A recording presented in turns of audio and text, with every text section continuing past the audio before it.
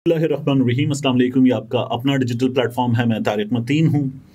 मैं बार बार आपसे दरख्वास्त कर रहा हूँ क्योंकि आपका अपना हुक्म है और ये मेरी आपसे भी दरख्वास्त है कि आवाज़ उठाइए इमरान रियाज़ ख़ान के लिए, अपने फेसबुक के ज़रिए, अपने ट्विटर के ज़रिए, अपने सोशल मीडिया अकाउंट के ज़रिए, और इस मसले को ज़िंदा रखिए। इस आवाज़ को उठाते रहना बहुत ज़रूरी है। यही आवाज़ जो है वो हम भी बार बार उठा रहे हैं कि इमरान रियाज़ ख़ान पाकिस्तान का सबसे मकबूल सहाफ़ी डिज़र्व करता है कि उसे इंसाफ मिले। इंसाफ ये है कि उसे अपने बीवी बच्चों के दरमियान होना चाहिए, अपने वालिदैन के पास होना चाहिए, क्योंकि पुलिस खुद अदालत को बता चुकी कि हमें मतलूब नहीं। एक अदद वर्किंग ग्रुप है जिसके बारे में chief justice Lahore high court कहते हैं कि दिन रात मेहनत के साथ काम कर रहा है, नतीजा अब तक हमारे सामने नहीं है। तो ये आवाज़ उठाते रहिए। दूसरा, अलग न्यूज़ आप सब्सक्राइब कर रहे हैं, कमेंट कर रहे हैं, तनकीद भी कर रहे हैं, अच्छी बात है। I really appreciate. तो ये सिलसिला भी जारी रखिए। ALAG सर्च कीजिए, अलग न्यूज़ को सब्सक्राइब कीजिए। मैं अपनी कम्युनिटी में भी इसे शेयर करता हूँ, वहाँ से भी आप देख सकते हैं। इस वीडियो में जो आपने थंबनेल पे लिखा हुआ देखा है, ले पकड़ अपना गंद, और आपने तस्वीर देखी है रिजवाना की। मैंने इस बच्ची के मामले पर 1 से 2 बार बात की, और फिर मैं इसकी जब वो वीडियोस तस्वीर देखता हूँ ना, जिनमें इसके सर के मुख्तलिफ हिस्से नज़र आते हैं जहाँ पर गहरे कट, ज़ख्म, अंदर खून जमा हुआ, एक ऐसी चीज़ें वो जिन्हें बंदा डिस्क्राइब करना तो दूर की बात, देख भी नहीं पाता।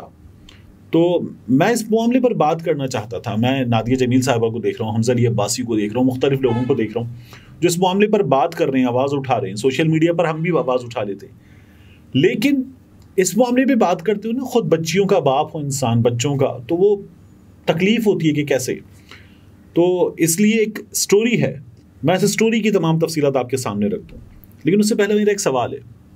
एक लम्हे को तसव्वुर कीजिए, ये रिजवाना ना होती, ये जो जज साहब के आपको 2 से 3 बच्चे नजर आ रहे ना, इनमें से कोई होता, रिजवाना की जगह घर पे काम कर रही होती जज साहब के रिजवाना की अपनी माँ, और किसी बात पर रिजवाना की माँ ने इसी तरह का तशद्दुद जज साहब के, इस आसिम हफीज के किसी बच्चे पर कर दिया होता, क्या होता? ये सिस्टम क्या कर रहा होता? हमारे यहाँ इस काम करने वाली मासी, made, home assistance, domestic assistance, इसके बारे में हमारा रवैया क्या होता, और हमारी सोसाइटी का शोर मचाने का आलम क्या होता? मैं इस बारे में भी सोचता हूँ। अब इस वक्त हुआ क्या है देखिए, BBC ने ये लिखा हुआ है, उमर दराज नंगियाना की स्टोरी है। बाजी ने मेरी बेटी को गाड़ी से उतारा और कहा, ये पकड़ो अपना गंद। जो मुझे पता चला वो था, ये पकड़ अपना गंद।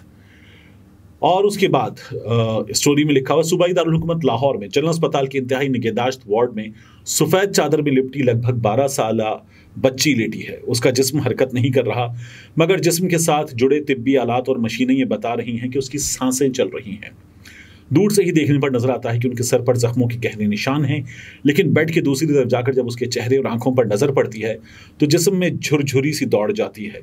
चेहरे पर आंखों की जगह यूं महसूस होता है जैसे सिर्फ 2 काले गड्ढे बाकी हैं। आंखों के इर्द गिर्द जिल्द पर पुराने जख्मों के निशान सूख चुके हैं। ये देखकर सवाल जहन में आता है कि ये सब कैसे हुआ होगा। कमसिन बच्ची के सर के लगभग 1/3 से ज्यादा हिस्से से जिल्द गायब है और सर के दोनों तरफ छोटे छोटे से गड्ढे पड़े हैं। उनकी वालिदा शमीम बीबी ने बताया कि चंद रोज पहले जब वो रिजवाना को इस्लामाबाद से वापस सरगोधा ला रही थी तो बच्ची के सर के इन जख्मों में कीड़े मौजूद थे। उसके छोटे छोटे हाथों की उंगलियां जगह जगह से टूटी हुई थीं। उसके जिस्म पर हाथ लगाने से उसकी चीखें निकल जाती थीं। शमीम बीबी कहती हैं कि वापसी के सफ़र पर बस में बैठे उनकी बच्ची सिर्फ रो रही थी और उन्हें बता रही थी कि गुज़श्ता 7 महीने में उसके साथ क्या क्या हुआ है। शमीम बीबी, उनके शौहर मांगा खान और ख़ानदान के चंद दूसरे अफराद लाहौर जनरल अस्पताल के सर्जिकल वार्ड के एक प्राइवेट कमरे में ठहरे हुए हैं। ऊपर इंतहाई निगहदाश्त के वार्ड में सरगोधा से ताल्लुक़ रखने वाली रिजवाना दवाओं के ज़ेर असर बेसुध पड़ी है। उनके जिस्म के साथ जुड़ी एक मशीन पर वहाँ मौजूद नर्सों की खास नज़र है। ये मशीन बताती है कि उनके जिस्म में ऑक्सीजन का लेवल कितना है। डॉक्टर्स के मुताबिक गुज़श्ता चंद रोज़ के दौरान कम से कम 2 मरतबा ऐसा हो चुका है कि रिजवाना के जिस्म में ऑक्सीजन की सतह, जिसे सैचुरेशन लेवल भी कहा जाता है, वो इस हद तक गिर गई कि उन्हें ऑक्सीजन यानी मस्नूई तनफ्फुस पर मुंतकिल करना पड़ा। इसकी वजह उनके फेफड़ों में होने वाला इन्फेक्शन है। डॉक्टर्स के मुताबिक ये इन्फेक्शन उन जख्मों से आया है जो रिजवाना के सर, कमर, बाजू, चेहरे और जिस्म के दूसरे हिस्सों पर मौजूद हैं और पुराने हैं। इन जख्मों में इन्फेक्शन हुआ जो इलाज ना होने की वजह से पूरे जिस्म में फैल गया। वहीं से उनके अंदरूनी आज़ा और फेफड़ों तक भी ये इन्फेक्शन पहुंच चुका है। मंगल के रोज़ उनका मुआयना करने वाले डॉक्टर समझते हैं कि रिजवाना की ज़िंदगी के लिए आइंदा 48 घंटे बहुत अहम है। ताहम सवाल यह है कि लगभग 12 साल की छोटी सी उम्र में रिजवाना सरगोधा में अपने घर को छोड़कर इस्लामाबाद कैसे पहुंची और फिर इस हालत में लाहौर के जनरल अस्पताल तक कैसे आई, जहां वो जिंदगी और मौत की कशमकश में है। शमीम बीबी के 10 बच्चे हैं। ये अपनी जगह एक और अलमिया है। रिजवाना का 5वां नंबर है। उनका खानदान सरगोधा शहर में लारी अड्डे के करीब जिना कॉलोनी में रहता है। वो खुद करीब वाक़े एक गांव 88 चक में एक जमींदार के घर पर मुलाजमा है, जबकि उनके शौहर मांगा खान मजदूरी करते हैं। शमीम बीबी ने BBC को बताया कि लगभग 7 महीने पहले जिस जमींदार के घर पर वो काम करती हैं, उन्होंने कहा कि इस्लामाबाद में उनके एक अजीज को मुलाजमा की ज़रूरत है। वो अच्छे ख़ानदान वाले हैं, तुम अपनी छोटी बच्ची उनको दे दो। उसने कहा बच्ची पढ़ती भी रहेगी और साथ घर का छोटा मोटा काम काज भी कर दिया करेगी। शमीम बीबी ने बताया कि जमींदार की बात पर एतबार करके उनके घर वालों ने जानने की भी कोशिश नहीं की कि वो कौन और कैसे लोग हैं। वो जमींदार ही बच्ची को हमारे पास से लेकर इस्लामाबाद गए और उनके घर छोड़ आए। हमें क्या पता था कि मेरी बच्ची के साथ वो इतना जुल्म करेंगे। जिस दिन वो गई दूसरे दिन ही उन्होंने मेरी बच्ची पर तशद्दुद करना शुरू कर दिया। शमीम बीबी ने बताया कि बच्ची की मुलाजमत के एवज जमींदार की तरफ से हर महीने उन्हें 10,000 रुपये मौसूल हो जाते थे। उन्हें सिर्फ ये मालूम था कि बच्ची जिनके घर काम करती है वो एक जज हैं। बच्ची पर क्या गुजरी, कैसे पता चला, ये सवाल सुनकर शमीम बीबी जो दीवार के साथ लगकर खड़ी थी, निढाल होकर नीचे बैठ गई और दुपट्टे में मुंह छुपाकर रोने लगी। साथ खड़े उनके शौहर मांगा खान उनको दिलासा देते रहे। शमीम बीबी ने कुछ संभलने पर दोबारा बोलना शुरू किया तो वो कहती हैं उनकी कभी कभार अपनी बच्ची से फ़ोन पर बात हो जाती थी, लेकिन बहुत मुख्तसर। बाजी कहती थी ज़्यादा लंबी बात नहीं करनी है वरना बच्ची घर जाने की जिद करने लगती है। शमीम बीबी ने बताया कि रिजवाना फ़ोन पर उनसे वापस घर आने का कहती थी। ये बात बताकर वो एक मरतबा फिर रोने लगी। वो कहती है कि चंद रोज़ पहले उसी जमींदार ने उन्हें फ़ोन पर इत्तला दी कि इस्लामाबाद में उनके अजीज़ कह रहे हैं कि बच्ची कामकाज नहीं करती, उसको वापस ले जाओ।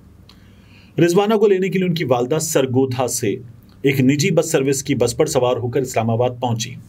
जमींदार ने उन्हें बस स्टैंड पर ही रुकने को कहा। उन्होंने कहा कि बच्ची वहीं पहुंच जाएगी।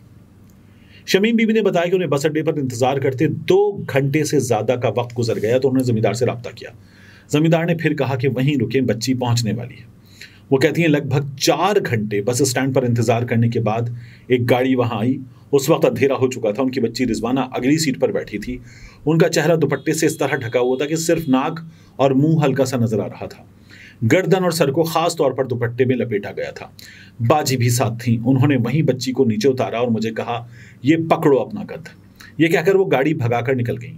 नम आंखों से शमीम बीबी ने बात जारी रखी। मैंने कहा जब रिजवाना को बाजू से पकड़ा तो दर्द से उसकी चीख निकल गई। मैं समझी बाजी ने मारा होगा जो काम काज नहीं कर रही थी, लेकिन उन्होंने रिजवाना के सर और चेहरे से दुपट्टा हटाना शुरू किया तो उनके सर और आंखों की हालत देखकर मेरी आंखें निकल गईं। रिजवाना ने बिलक बिलक कर रोना शुरू कर दिया। उसने कहा अम्मी बाजी ने मुझे बहुत मारा है। शमीम बीबी कहती हैं कि उनकी बच्ची के जख्मों से बदबू आ रही थी, उनमें कीड़े चल रहे थे। वो कहती हैं कि बस स्टैंड पर लोग देख रहे थे, उनकी बेटी रो रही थी और वो अपनी छाती पीट रही थी। उन्हें समझ नहीं आ रहा था कि वो क्या करें। बच्ची क्या बताती है, बाजी जख्म पर मारती थी तो मैं खुद ब खुद आगे चल पड़ती। बस स्टैंड पर मौजूद लोगों ने उनकी मदद की। रिजवाना को उठाकर एक जगह बिठाया। पहले उन्होंने टैक्सी लेकर वापस सरगोधा की तरफ जाने का सोचा, लेकिन टैक्सी वाले जितना किराया मांग रहे थे उनके पास पैसे नहीं थे। उन्होंने वहीं से वापसी की बस का टिकट लिया। लोगों ने उनकी बच्ची को उठाकर बस में सवार किया और उन्हें लेकर वापस सरगोधा चल पड़ी। शमीम बीबी कहती हैं कि उनकी बेटी में चलने या खड़े होने की सकत नहीं थी। वो सिर्फ रो रही थी। मुझे बता रही थी कि अम्मी बाजी ने दूसरे दिन ही मुझे मारना शुरू कर दिया। वो कहती थी सफाई ठीक नहीं हुई। शमीम बीबी कहती है उन्होंने अपनी बेटी से पूछा कि वो तो खड़ी भी नहीं हो सकती थी तो काम कैसे कर लेती थी। उसने कहा अम्मी बाजी जब मेरे कमर पर बने जख्म पर मारती तो मैं खुद ब खुद आगे चल पड़ती थी। ये बताते हुए शमीम बीबी की आंखों से मुसलसल आंसू जारी थे। उसने कहा मेरी उंगलियां देखो। बाजी यूं उंगलियां फंसाकर पीछे को मरोड़ती थी। बाजी के इतने बड़े बड़े नाखून थे जो वो मेरी आंखों में घुसेड़ देती थी। आपने बच्ची की आंखें देखी, ऐसा लगता है उसकी आंखें जो हैं वो किसी ने बाकायदा घुसेड़ दी उंगली अंदर, उसकी आंखों से नज़र आता है। ये बहुत तकलीफ दे डिटेल्स हैं, और इन डिटेल्स को जितना मैंने आपके सामने पेश किया, इसके बाद भी काफ़ी कुछ है जो इससे आगे मैं पेश नहीं कर रहा। इस औरत की ज़मानत 7 अगस्त तक हो गई। ज़मानत किसी भी शख्स का, कहते हैं लोग, कि हक़ होता है, मुल्ज़िम का हक़ भी है, मुल्ज़िम का भी हक़ है। इस बच्ची का कोई हक़ नहीं था, ऐसे बच्चों का कोई हक़ नहीं होता, ऐसे बच्चों के हवाले से मुआशरे का, काम लेने वालों का कोई फ़र्ज़ नहीं होता। ये कूड़े करकट का ढेर है, इन्हें कोई हक़ नहीं है कि जिएँ हमारे मुल्क में, हमारे जैसे मुआशरे में, हम जैसे लोगों के दरमियान। वो एक बार किसी ने कहा था, बिनते तहज़ीब अब भिकारन है, ज़िंदगी लोग इसको कहते हैं। ये वो हालत है, ये वो हकीकत है जिसे हम अपने इर्द गिर्द रोज़ाना न जाने कितनी रिजवानाओं को इस हकीकत को जीते हुए देखते हैं, और इत्मीनान से यार अच्छा नहीं कर रहे ये लोग, ये कहकर हम आगे बढ़ जाते हैं। ये वाक़यात सिर्फ इस वाक़े की हद तक नहीं होते, ये इससे कहीं ज़्यादा होते रहते हैं। पहले भी एक जज आया था तैयबा तशद्दुद केस में, उसकी बीवी आई थी। अब भी एक जज है, उसकी बीवी है। जज पूरी कोशिश कर रहा है कि उसकी बीवी को पागल साबित कर दिया जाए, नफसियाती मरीज़ा साबित कर दिया जाए, और जज ये कह रहा है कि जुल्म तो उसके साथ हो रहा है, और हमारा निज़ाम इस तमाम बकवास को बर्दाश्त कर रहा है। और ये बकवास क्या, हमारा निज़ाम पिछले कुछ दिनों में हर तरह की बकवास को मुसलसल बर्दाश्त कर रहा है। ये बकवास जारी है, और इस बकवास को किसी का बाप भी नहीं रोक सकता। मिलते हैं इंशाल्लाह आपसे अगली वीडियो।